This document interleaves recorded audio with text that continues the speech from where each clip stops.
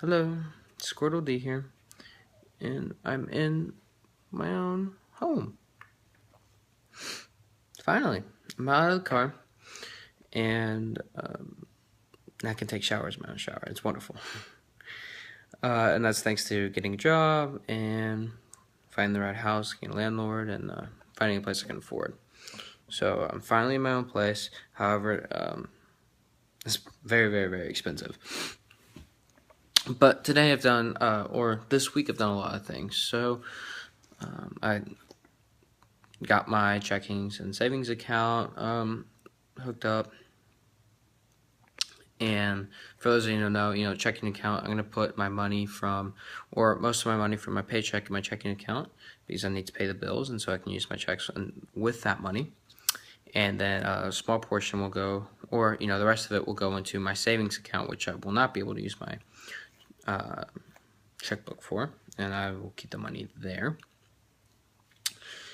I also learned something interesting about the FDIC is the insurance that banks get, and they by law they have to insure every single bank account for up to $250,000. So if the bank goes bankrupt, $250,000 in every bank account is insured, so that people aren't losing this money. This was from the Great Depression when banks were going out of business, and people who put their money in the bank and withdraw anything, and people started distrusting it, so they came up with the FDIC.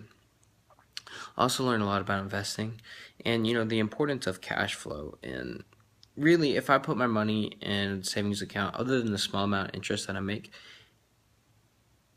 I'm not gonna be able to do anything with it. It just sits there. But really, in how the economy works is take the money that you have, and you can make more money from it through investments or through assets and stocks and bonds, whatever you can really think of.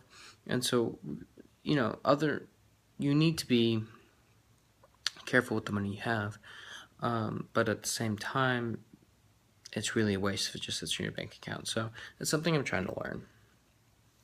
I want my money to make more money for me, but right now I don't have any money, as you can tell if you've looked at my budget. If you looked at my budget, I have absolutely no money.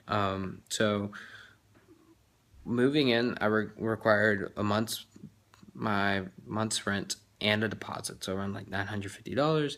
Plus, I had to have like moving in expenses from like cleaning stuff for the house to pots, pans, knives, silverware, things like that, and it ran me up to like $650, no matter how little I put into it.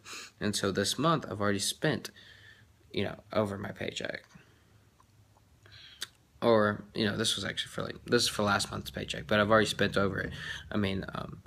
For groceries and things like that will last me an entire month, but still I have spent around $200 to $300 over what I've made. So I've had to dip into my savings for my initial moving in. And so from I bought very little furniture. I bought a desk, I bought a chair, I bought a mattress, and I bought some sheets and a pillow. So I'm really living pretty minimalistic, but it's still costing a lot of money, and I only have $400 in my savings. So I really need to be very, very, very careful with my money until my next paycheck, and then I'll be very, very, very careful again once I have to pay bills. And that is my current situation, out of a car.